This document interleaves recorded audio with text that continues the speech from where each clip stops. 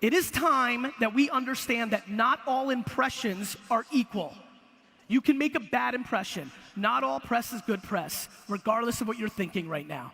And so, there are so many macro trends. $80 billion spent on television, and there's not a... You want to see something crazier than the standing up? By show of hands, how many people here now watch television outside of live sports, not when that TV show airs, but on DVR, TiVo, whatever your country's version of that is, or Netflix, HBO Go? How many people now watch television on their time, not when the show airs? Raise your hand. Raise it high. Oh, weird. All 12,000 of you. And how many people here, when given the option, fast forward every single commercial? Raise your hands. Go figure, everybody.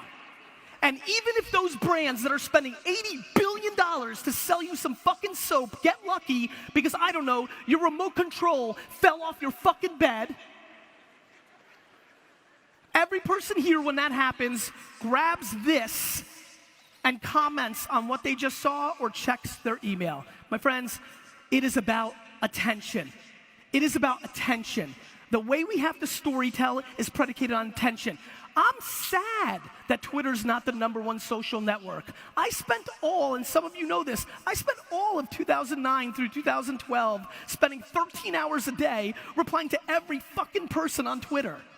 I was the 30th most followed person. I'm sad that it doesn't have everybody's attention anymore. But I did not do what so many people do in this room and start crying and dwelling and hoping that it held on. I started understanding what was happening on Snapchat and Instagram. And sometimes I figured out what was going on Vine and Social Cam, and they may not be around anymore, but the fact that so many in this room are scared to take the risk to learn new platforms because they might not be here in a couple weeks or a couple years, without realizing that only once do you have to actually buy the beachfront property on the most important platform and you make all your time ROA possible, is wild to me. You have to wrap your heads around in this entire room that this is now the television, and the television is now the radio. And Facebook and Instagram and Snapchat are ABC, NBC, BBC, and Sky. And whether you're a startup or a B2B company or an entrepreneur or a corporation, you need to figure out how to make the best shows on those networks.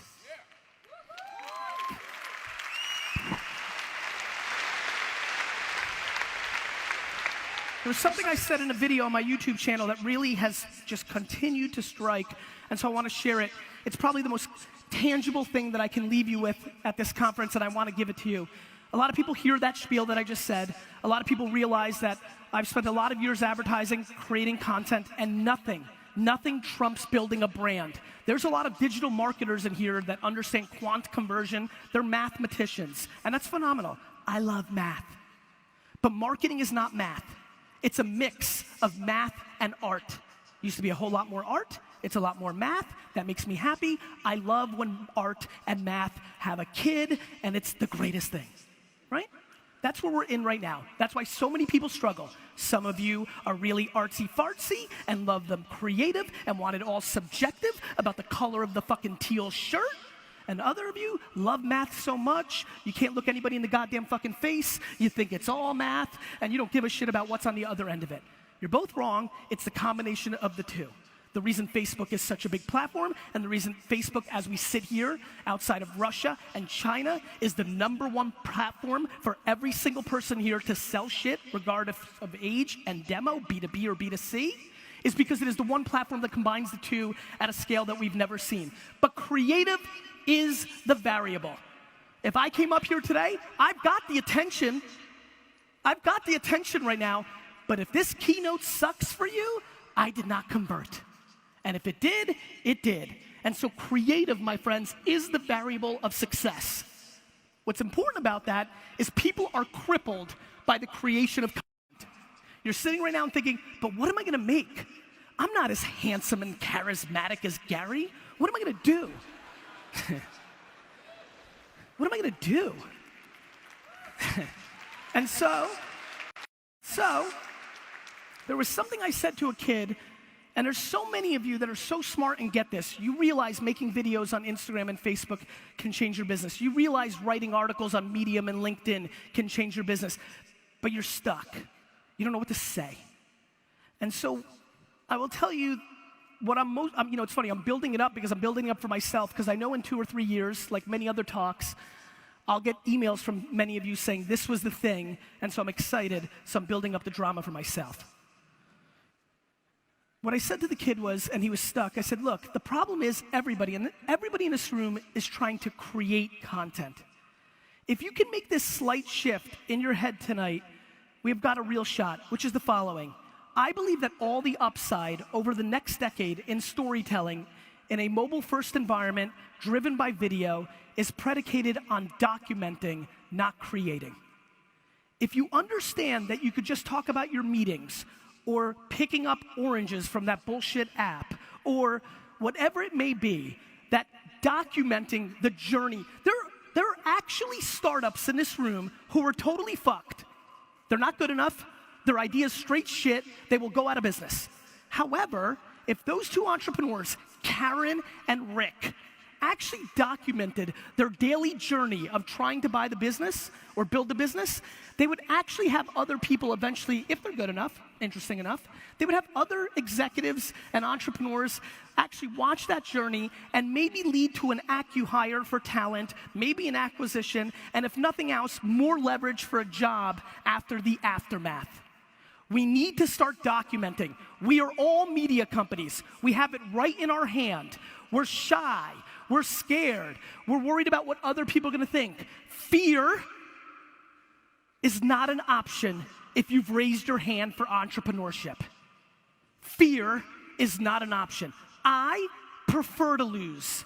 I sometimes secretly hope that my companies go out of business to zero. I lose everything. All of you write things on social media that I actually sucked and was full of shit. And then in the dirt with the pain, I'm gonna rise like a fucking phoenix and kill all you motherfuckers.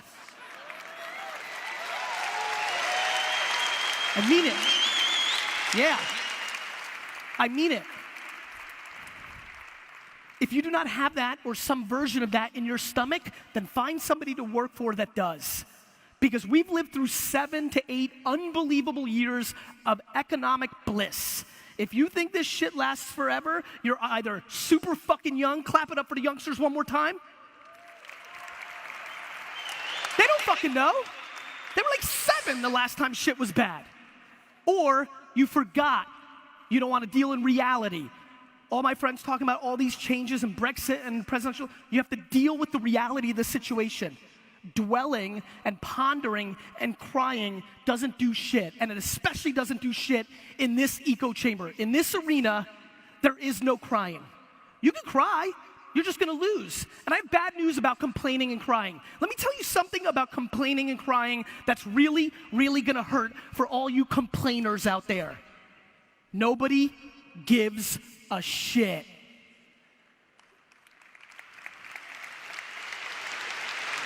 And let me give you a preview who gives a shit. The following people give a shit when you complain. The other losers around you, your sick, broken parent that secretly wants to hold you down so that you're not more successful than them, and let me remind you one more time, the other fucking losers around you. So, here we are, heading into 2017. People are asking all sorts of questions. We still clearly are close, or it has to happen sooner than later, economic crush. Many people here, rich on paper. Go talk to a lot of 40 to 50-year-olds that were rich on paper during Web 1.0 back in 99, 2000, 2001. It's sitting, it's flustering, it's here, it's upon us, and now we have to, more than ever, we have to start deploying self-awareness. If you leave here and start your process of really knowing what makes you happy, of who are you really, if you could stop chipping away the voices from the outside, if you can start figuring out what you're scared of, if you want to actually do something, even in the light of the picture that I'm painting right now, who are you scared to fail in front of? The reason so many of you are not doing what you want to do is you're scared to fail in some You're scared that your brother will judge you, your wife, your girlfriend, your husband, and most scary, your mom or your dad. You need to eliminate that and/or own that fear and put yourself in a position to succeed. Because with all of this, we are now in the greatest era. For the first time ever, with no fucking money, with no goddamn connections, this can put you on the map. If you're good enough, if you are good enough to be up here, to make bling bling, if you are good enough, nobody's stopping you. Not fucking Donald Trump, not the fucking Russians, nobody. If you are a minority, if you are a female, if you are a transgender, if you're a fucking alien, the market doesn't give a fuck. If you make the best shit, you will win. Do you know how sucky it was to be a nerd 20 years ago? But now the market is rewarding fucking nerds, and now they're rock stars. Clap it up if you're a fucking nerd.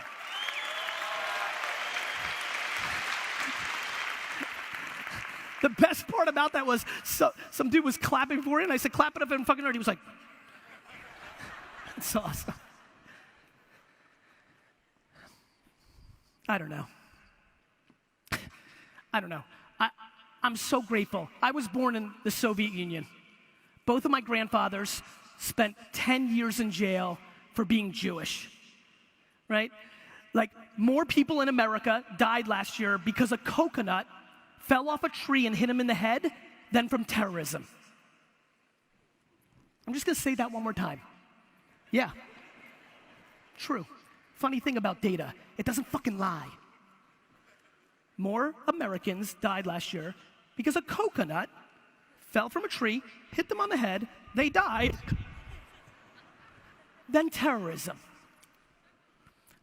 As somebody who aspires to be one of the great brander and marketers of his generation, I refuse for hate and horseshit and negativity to outmarket me. I will sit here today. I will sit here on the slides on every one of those platforms when they put it up. I hope they do. Follow me back there. You told me you would. Thank you very much. On stage, on those platforms, every day, 24/7, 365, I will remind you that life is phenomenal, that nobody gives a shit, so the government or your mommy's not gonna help you. You've gotta do it, own your shit, but it's never been better. We've got a bigger chance than ever. We can do our thing. And so I flew from London, I just flew in, I barely fucking made it to this talk. All the fucking guards here are fucking gangsters, right? Fuck those guards.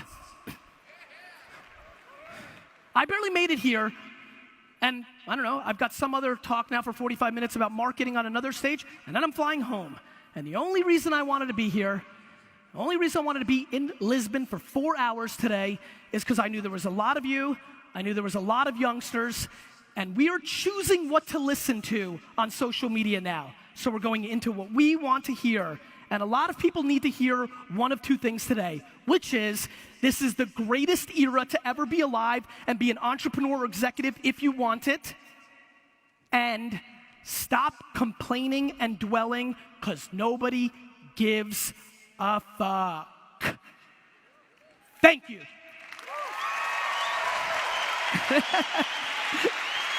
Yes.